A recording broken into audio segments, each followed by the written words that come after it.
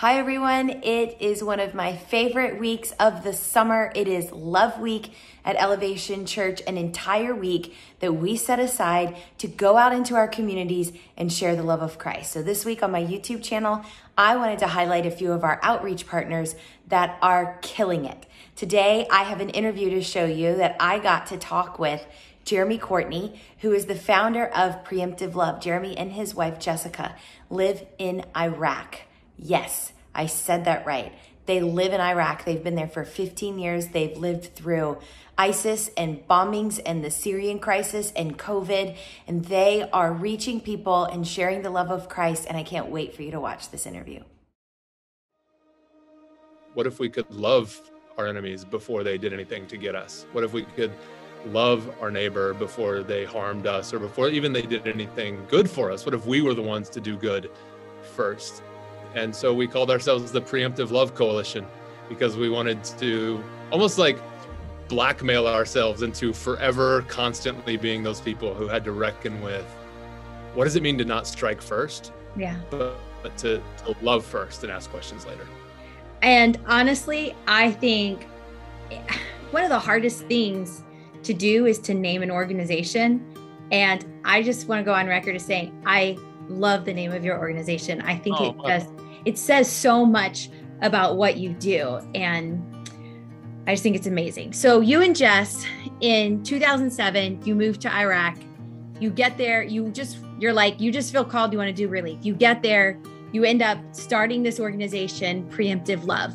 And over the last 14, 15 years, Preemptive Love has had all these different iterations. Can you give me a brief history of the things that you guys have done and what you're doing now?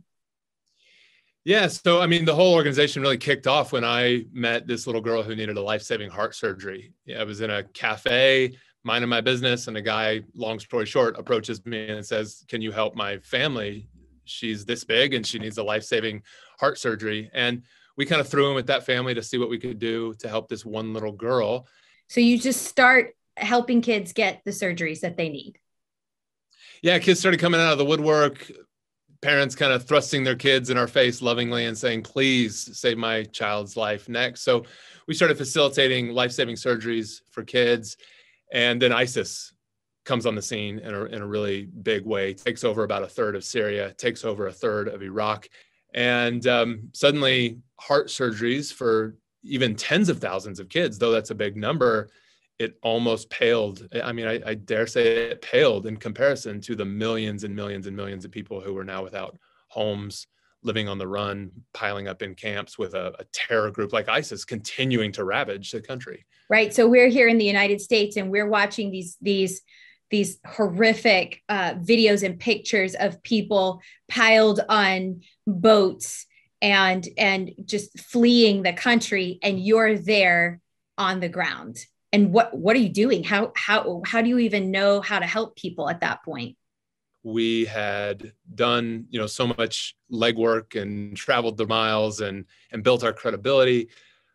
But in other ways, we were a small heart surgery organization, a very niche kind of organization, that didn't necessarily know how to source and do all kinds of other things that were very needed at that time. So we had what amounted to a staff meeting, just a few of us gathered around the staff table, and we said, "So what are we going to do? Are we going to sit this one out and basically say this isn't our deal because we're a medical organization? Or are we going to throw all in with our neighbors and say, more than being a heart surgery organization, we're a people organization, or we're a Iraq organization? Like, this is our home. Right. This is our neighborhood. So are we going to go in with our people, or are we going to go in with our expertise?" And we said, we're going in with our people. So we kind of threw the whole blueprint out the window and retooled the entire organization to figure out how to help where was needed most. Tell me really quick about some of the job training programs that you guys have created to help these refugees be able to be self-sustaining. Yeah, so it probably behooves me at this point to say clearly, like, what Preemptive Love is. We consider ourselves a community of peacemakers, and everything we're trying to do is about inviting other people to join this community of peacemakers. So whoever you are out there on the other side of the screen, hi. When I say community of peacemakers, I don't mean we, this team and this staff and this organization. I mean, no, us, all of us together. Let's us together be a community waging peace in our neighborhood together and across the world together. Because wherever you're sitting right now today, you can wage peace and I need you as my partner. That's how we think of ourselves, and that's what we're trying to do. And when I say peacemaking, in many ways, we talk about that in terms of stopping the spread of violence. That's the stuff that we measure. How can we stop the spread of violence? And there's different ways that we do that. But when you're trying to stop the spread of violence, then it gets you asking, okay, so what does stop the spread of violence? What are the factors that lead to violence? And then how do we go to the root of those and uproot them? And one of the factors has to do with economics. And so a lot of what we work on is job creation. Wow. We will probably start nearly 600 businesses this year. Wow. And among those businesses include a set of work that we call our Sisterhood Collective. And inside the Sisterhood Collective is high quality soaps and candles made by women in our community of peacemakers across the world. Keep going. So I got one more. So when you get pushed out of your home, you get sent on the run, running for your life, you have to solve the shelter problem first. You have to solve the food problem first. Right. And pretty soon, somewhere after that, you start to realize, I may be in this situation for a while. Normally one of the first things that sets in is denial. I'm not going to be in this situation for a while. This is just for the night, just for the week. But somewhere over that journey, you start realizing, I may not be able to get home. And then you have to start reckoning with, so what am I going to do?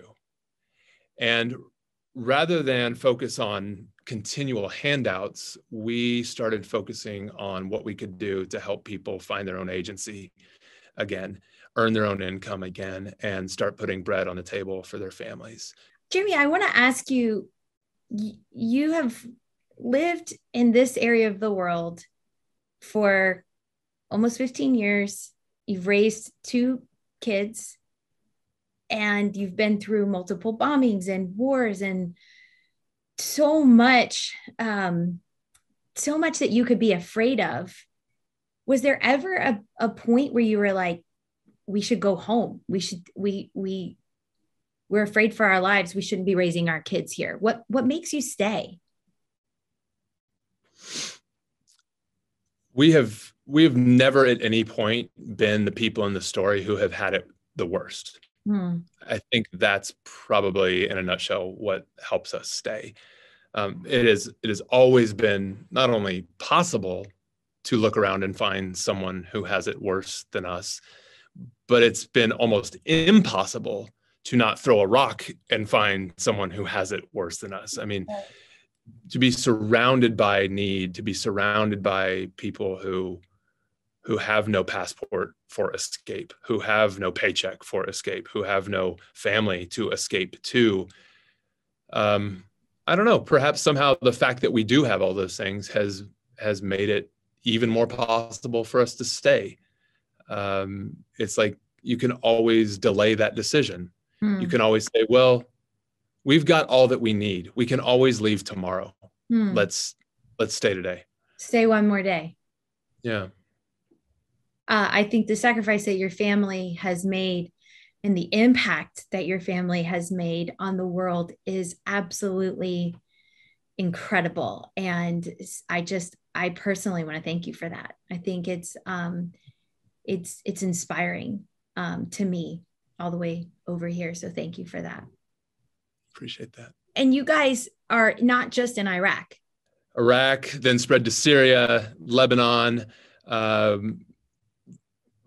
I can tell more about the story of why later, but Mexico, Colombia, Venezuela, these are our major areas of operation right now. Jeremy, I love your organization. I think it's amazing. And I am such a fan of you and your wife. How can people find out more? Where do they go if they want to find out more about Preemptive Love? preemptivelove.org is kind of your one stop for everything. And there's different trails you can pursue there, preemptivelove.org. You can find your way ultimately to some of our handmade soaps and handmade candles and other things that come out of our Sisterhood Collective. You can join us as a member of our community of peacemakers at preemptivelove.org as well. I love it. And most of all, the people of Elevation Church love Preemptive Love. And one of the things that I love about our church is that when people give to our church, we automatically allocate 12% of every dollar that comes to Elevation to go back out into our communities and into organizations like yours who are on the ground getting work done. And I know you know this, but I don't know if the people of Elevation know that since 2017, Elevation Church has given $325,000 to support the work of Preemptive Love. And I am so proud of that, but also I have a surprise for you. I am so excited because we are going to add to that number today, and we have a check for you guys for $50,000. Wow. Thank you so much. That's incredible. You're so welcome. Thank you for the work that you guys are doing. Thank you for staying and for fighting your fear and loving people who don't necessarily look or think or act like you, but people who need the love of Christ. And it really inspires me and ministers to me. And so I'm just so grateful for you and for Jessica and for your kids and for your whole organization of Preemptive Love. It's amazing. And we're so honored that we can partner with you guys.